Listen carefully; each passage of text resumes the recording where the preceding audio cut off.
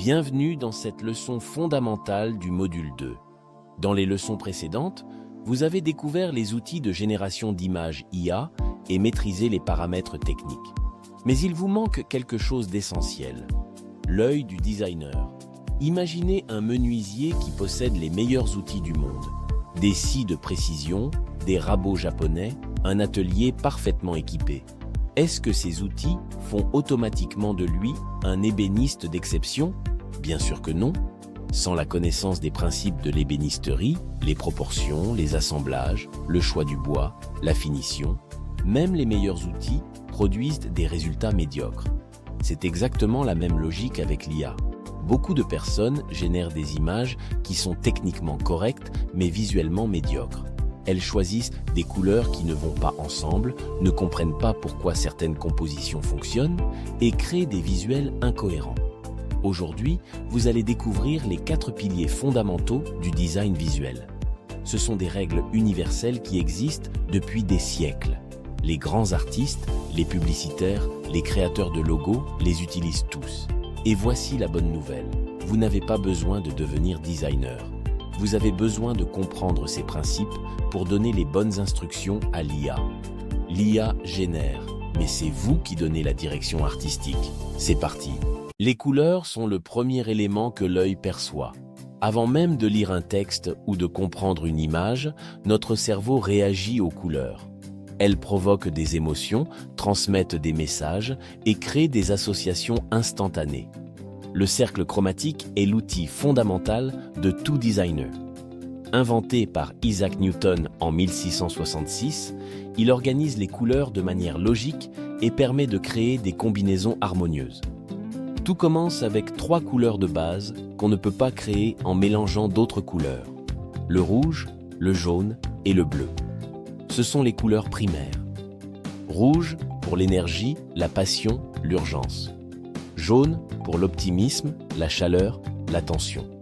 Bleu pour la confiance, le calme, le professionnalisme. En mélangeant 2 primaires, on obtient les couleurs secondaires. Rouge plus jaune donne l'orange. Jaune plus bleu donne le vert. Bleu plus rouge donne le violet. Mélange de rouge et jaune donne l'orange pour l'enthousiasme, la créativité et l'aventure. Jaune et bleu donnent le vert pour la nature, la croissance et la santé. Bleu et rouge donnent le violet pour le luxe, le mystère et la spiritualité. Enfin, en mélangeant une primaire avec une secondaire adjacente, on obtient les 6 couleurs tertiaires: vermillon, ambre, chartreuse, turquoise, indigo et magenta.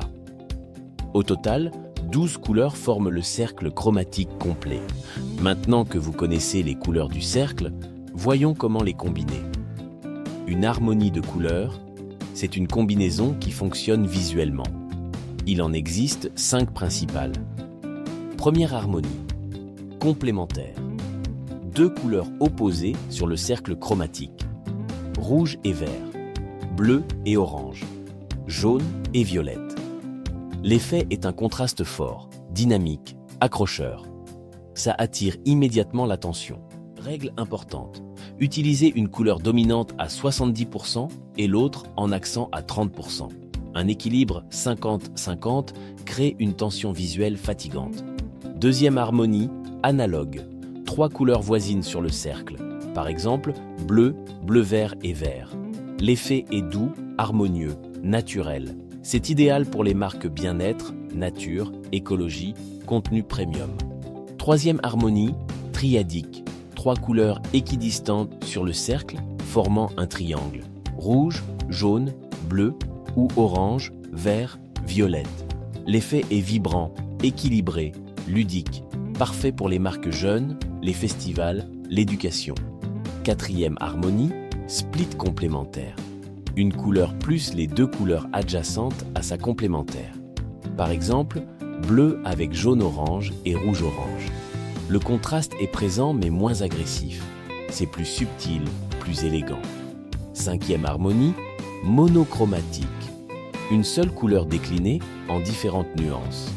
Bleu marine, bleu roi, bleu ciel, bleu pastel. L'effet est élégant, sophistiqué, professionnel. C'est le choix des marques corporate et des interfaces de qualité. Chaque couleur provoque des associations émotionnelles inconscientes. Comprendre ces associations est essentiel pour communiquer le bon message.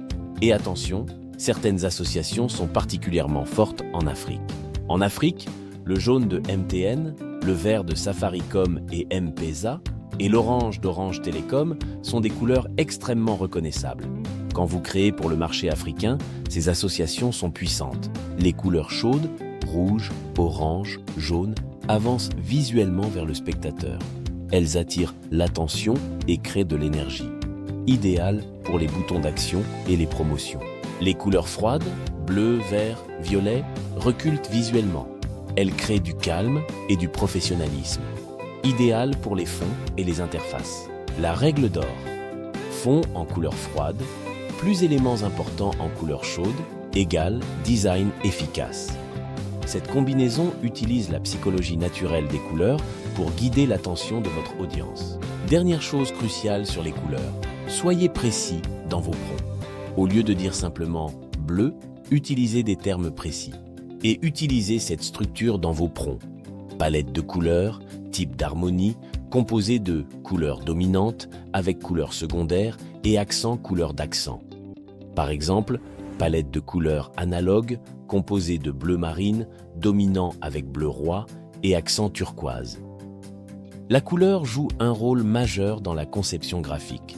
Elle peut être utilisée pour évoquer des émotions, créer une atmosphère et attirer l'attention sur le message souhaité.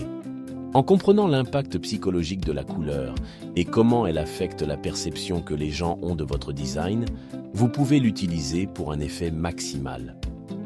Il est important de noter que la couleur peut être perçue de manière différente selon culture. Par exemple, ce qui est considéré comme une couleur positive dans une culture peut être perçu comme négatif dans une autre. Il est donc important de faire des recherches et de prendre en compte les associations culturelles de chaque couleur avant de décider de son utilisation. Maintenant, vous maîtrisez le premier pilier fondamental du design visuel. N'hésite pas à revisionner pour mieux comprendre ce premier point. Dans la prochaine vidéo, nous aborderons le deuxième pilier du design visuel. À très bientôt!